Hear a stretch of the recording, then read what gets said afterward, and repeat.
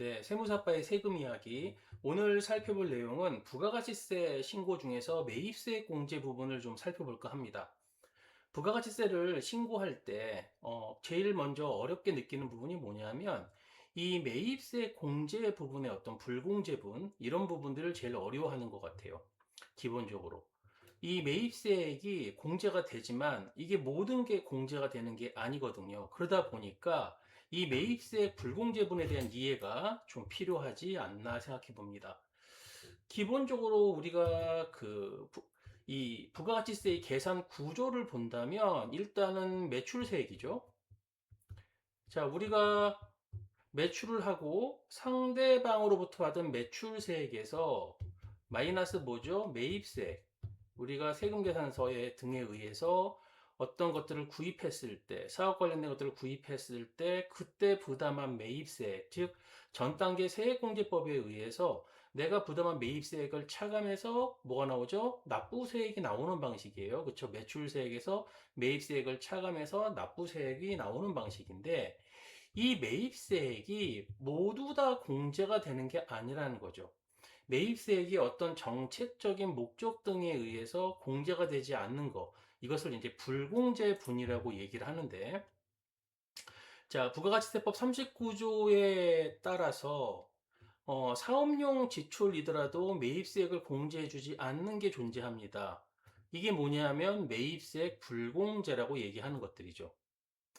그래서 이 매입세 불공제 핵심적인 것들을 좀 살펴보면요. 당연히 적격증빙 미수치에 세금계산서나 이런 것들이 없어요. 세금계산서 미수치 또는 어떤 중요한 필요적 기재사항이 기재되지 않았다. 이런 것들은 뭐 당연히 볼 것도 없이 불공제인데 실상 실무에서는 적격증빙 미수치 부실기재 이런 거 거의 없죠. 실무에서는 거의 존재하지 않는다고 보시면 되고, 실무에서 많이 발생하는 게 이제 이거죠. 사업과 직접 관련 없는 지출. 네, 집에 사용하기 위해서 가족들이나 친구나 친지들이 사용하기 위해서 구입했는데 이 부분에 대한 매입세액이 아까우니까 이거를 공제받겠다. 예를 들어 뭐 가정에서 사용할 텔레비전을 사업자 등록번호로 매입했다. 이게 회사에 쓰는 게 아니라 가정에서 쓰는 거죠. 그러면 이게 공제받으면 안 되죠. 이런 것들. 사업과 직접 관련 없는 지출에 대한 매입세액 불공제입니다. 공제받으면 안 되고요. 그 다음 또 대표적으로 제일 많이 실수하는 거. 비영업용 소형 수용차 구입 및 유지. 여러분, 비영업용이라는 말은 뭐랑 똑같다 그랬죠? 자, 업무용이랑 똑같단 말이에요. 업무용. 즉, 업무를 하는데 사용한다는 얘기죠. 이거 여러분 영업용의 반대말이죠. 영업용은 택시회사나 렌트카 회사처럼 이 소형 승용차를 가지고 실제로 돈을 버는 거예요. 매출을 일으켜서 돈을 번다. 이걸 영업용이라 얘기하고, 우리가 일반 도소매 제조업처럼 이 소형 승용차를 어디에 사용해요? 업무에 사용하는 것들을 전부 다 비영업용이라고 얘기하고, 렌트카업이나 뭐 자동차 판매회사나 택시회사, 운수업이 아닌 한 일반 업종은 다 뭐다? 소형 승용차가 비영업용입니다. 이거를 구입했다. 기름을 넣는다, 수리한다, 이런 모든 것들이 다 뭐다? 불공제예요. 그렇죠. 불공제. 소형성이 불공제입니다. 그래서 요게 실무상 실수하기 가장 큰 부분이죠. 그래서 여러분들 차량을 구입했다면 이것이 자 업무용, 즉 비영업용에 해당하고 소형 승용차 8인 이하 소형 승용차에 해당한다면 이 불공제분을 좀 유심히 살펴보셔야 돼요. 물론 뭐 승합차, 봉고차라든가 트럭 뭐 이런 것들 다 되죠. 경차 다 됩니다. 비영업용 소형 승용차 구입 및 유지에 관한 것들이 불공제다. 네, 이 소비를 억제하겠다는 개념이죠. 부가가치세를 통해서 이 소비를 억제하겠다. 그 다음에 또 이건 많이 아시듯이 이제 기업 업무 추진비, 예, 접대비 관련 매입세액 불공제예요. 직원들과 관련됐다. 복리후생비 쪽은 뭐 공제가 가능한데 거래처를 접대하기 위해서 사용한 이 관련 비용에 대한 매입세, 이거 불공제입니다. 네, 그래서 이것도 좀 잘 살펴보셔야 되고, 그런데 실무적으로는 비영업용 요게 제일 많다고 보면 되죠. 그 다음 많은 게 뭐예요? 네, 면세 사업 관련 지출이에요. 면세 사업 등에 관련된 지출. 여러분, 면세 사업은요, 부가가치세가 과세가 안 되는 거잖아요. 그래서 매입세 공제라는 게 없어요. 매입세 공제라는 개념이 존재하지 않는다. 부가가치세 신고 자체를 하지 않기 때문에 면세 사업은 이 부가가치세를 과세한다는 게 전 단계 세액공제법에 의해서 뭐예요? 매출세액에서 매입세액을 차감해서 계산하는 거잖아요. 그래서 이 부가가치분에 과세하는 게 매출세액에서 매입세 차감해서 과세하는 방식인데, 면세 사업은요, 이런 것 자체가 존재하지 않습니다. 부가가치를 과세하지 않다 보니까 매입세 공제라는 것도 존재할 수가 없는 거죠. 매출세 과세가 안 되고, 따라서 그러니까 매입세 공제도 존재할 수가 없어요. 그래서 면세 사업 관련된 것들은 매입세 공제가 존재할 수 없는데, 이게 언제 문제가 생기냐면 경영사업자 때 문제가 생겨요.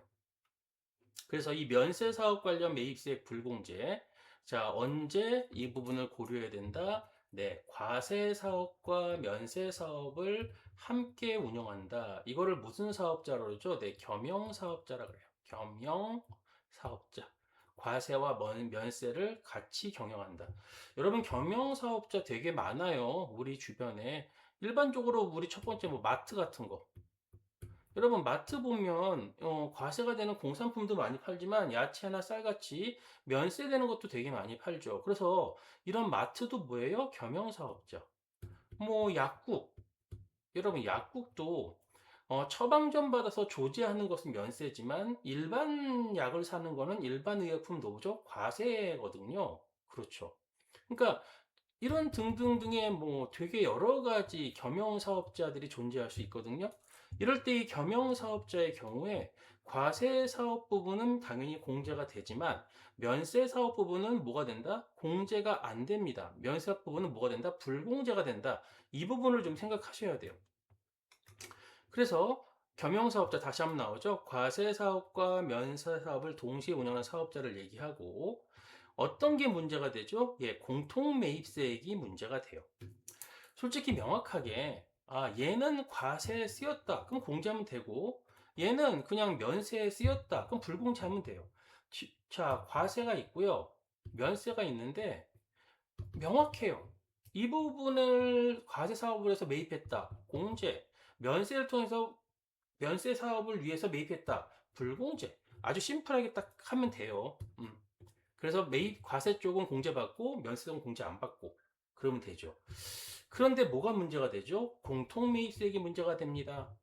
어디에 이게 과세와 면세에 사용됐는데 떻게 썼는지 명확히 구분할 수 없을 때 이 부분이 이제 문제가 되는데 뭐가 있을까요? 공통매입세? 뭐 임차료 같은 거요. 임차료 같은 거, 뭐 전기요금, 전력요금, 전력비, 뭐 임차료, 전력비, 즉 과세 사업과 면세 사업에 공통으로 사용되는 부분들이 쭉 있다는 거죠. 이런 공통 매입세액 부분을 이제 안분해서 면세 부분은 공제받지 못하게 가는 방식으로 가는 게 현재 부가가치세법이거든요. 그래서 이 공통매입세액 안분 부분이 중요한데 여러분 실무에서 중요한 게 뭘까요? 이 공통매입세액을 뽑아내야 돼요. 자, 발생된 매입세액 중에 명확히 과세는 과세, 면세 관련은 면세 관련 가면 되고 요 두 개를 자, 알 수가 없다. 공통으로 사용됐는데 정확히 알 수가 없는 뭐 임차료, 전력비 뭐 이런 것들을 뽑아내서 공통매입세액을 찾아내는 것. 그게 첫 번째 이제 실무를 할 때 가장 중요한 부분이 될 것이고요. 그럼 이 공통매입세액을 그럼 어떻게 처리하느냐? 자, 뭐 실무 사례 보니까 이제 유튜브 광고 수익은 과세고요. 전문교재 출판, 면세 매출은 전문교재 출판은 면세 매출이고 유튜브 광고는 자, 과세예요. 그러면 자, 이분이 이제 이 유튜브 광고 수익도 있고 전문교재 출판, 즉 과세와 면세가 같이 있다고 했을 때 예를 들어서 330만 원 컴퓨터, 부가세 30만 원짜리를 구입했다면 이게 공제가 됩니까? 아니죠. 이거는 유튜브 광고 수익에도 쓰이고 전문교재 출판에도 동시에 쓰였잖아요. 요 PC는, 컴퓨터는. 이 30만 원은 안분을 해줘야 되죠. 어딘가에 다 썼다고 주장할 수 없기 때문에 이게 뭐가 해당이 된다? 공통매입세액이 해당이 되고 그래서 과세 사업에 기여한 부분만 공제해주고 면세 사업에 기여한 부분은 뭐다? 불공제하겠다 그 얘기죠. 그래서 이걸 어떤 기준으로 하느냐? 네, 매출액을 기준으로 합니다. 과세 매출액과 면세 매출액을 기준으로 요 부분을 찾아보겠다. 그래서 자, 면세 사업 관련 매입세액 불공제, 즉 뭐예요? 싸그리 모든 세액에서 등 매입세액 등을 위에 묶어놓고 더해놓고 뭐를 차감합니까? 자, 면세 사업 관련 매입세액, 즉 불공제를 차감하는 방식으로 간다는 거죠. 우리나라 부가세의 특징은요, 이 매입세 공제가 어떻게 되냐면 모든 것들을 다 모아요. 뭐 세금 계산서분, 신용카드분, 뭐 의제 매입세 다 모은 다음에요. 자, 뭘 빼요? 마이너스 불공제를 차감합니다. 그래서 자, 모든 면세 매입을 다 모았더니 100이었어요. 불공제가 예를 들어 20에 해당한다. 그러면 요걸 차감한 얼마를 공제받아요? 80만큼을 매입세 공제를 받는 거죠. 이런 식으로 돼 있죠. 모든 것들을 쌓아 모아서 더한 다음에 불공제를 차감하는 방식. 요게 이제 면세, 요게 이제 매입세액의 계산하는 방식인데 위에 당연히 매출세액이 있겠죠. 요 매입세액을 전체를 모은 다음에 불공제를 차감하는 방식으로 계산한다. 그러면 면세 관련 매입세액은 어떻게 계산하냐? 공통 매입세액 곱하기 해당 과세기간의 총 공급. 네, 과세 면세 더한 거분에 해당 과세기간은 뭐죠? 면세 공급의 비율로 자, 불공제를 계산한다. 여러분, 이게 세액은 불공제 되지만요. 이 불공제된 거는 끝난 게 아니라 취득원가에 포함돼서 소득세나 법인세 신고 때 뭘로요? 필요 경비로 인정받아서 소득세나 법인세를 줄여주는 역할을 합니다. 이 매입세 불공제분이. 그거는 이제 참고하시면 되고요. 자, 뭐 전액 공제받는 경우, 뭐 안분 계산 생략한다는 얘기죠. 면세 비율이 워낙 작아요. 5% 미만일 때, 그 다음에 소액 매입 자산, 매입 공통 매입세액 자체가 5만 원 미만이다. 그 다음에 신규로 사업했다. 그래서 신규로 사업한 사업자, 뭐 요럴 때는 이제 참고로 보시면 워낙 면세 비율이 작다.